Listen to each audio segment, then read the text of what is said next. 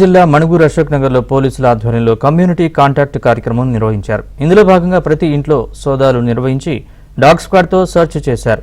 సరైన పత్రాలు లేని 52 బైకులు, 4 ఆటోలు, టాటా ట్రాలీని సీజ్ చేశారు. బెల్ట్ షాప్లో అక్రమంగా నిల్వ ఉంచిన 30,000 రూపాయల విలువైన మద్యం బాటిల్స్ ని స్వాధీనం చేసుకున్నారు. కమ్యూనిటీ కాంటాక్ట్లో భాగంగా చైతన్యం, డ్రగ్స్ పై యుద్ధం నినాదంతో యువతకు అవగాహన కల్పిస్తున్నామని డీఎస్పీ రవీందర్ తెలిపారు.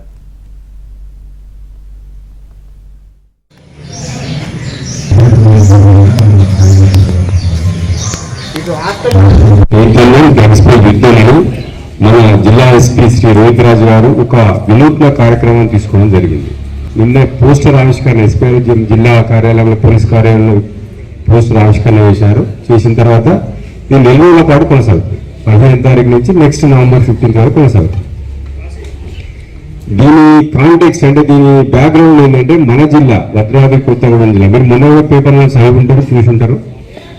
2,50,00,000 రూపాయలు విలువ చేసే గంజాయిని మన పోలీసు పట్టుకోవడం, మన భద్రాద్రి కొత్తగూడెం జిల్లా పోలీసు పట్టుకోవడం జరిగింది. ఇట్లా కోట్ల గంజాయి పట్టుకుంటూనే ఉన్నాము. గత ఒక 5-6 సంవత్సరాల నుంచి పట్టుకుంటూనే ఉన్నాము.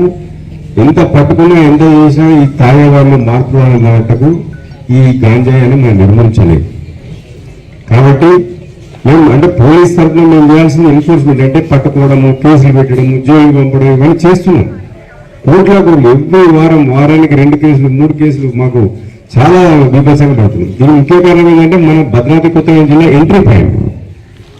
ఇటు ఆంధ్రప్రదేశ్ నుంచి కానీ, అటు ఛత్తీస్గఢ్ నుంచి కానీ, ఇటు ఒరిస్సా నుండి కానీ మన జిల్లా ఎంట్రీ పాయింట్. కాబట్టి విపరీతంగా మనకు గాంజా మన దాని మన స్టేట్కు, తెలంగాణ స్టేట్కు, మన తెలంగాణ నుంచి ఇంకా పైకి కూడా అప్ టు ఢిల్లీ వరకు కూడా ట్రాన్స్పోర్ట్ చేసే అవకాశం ఉంది. కాబట్టి మనకు అంటే ఈ గంజాయి అంటే గంజాయి ఒక డ్రగ్, దీన్ని నిర్మూలించడంలో భాగంగా మన జిల్లాకు ప్రత్యేకమైన ఒక గుర్తింపు ఉంది, మన స్టేట్లోనే, ఒక దేశంలోనే.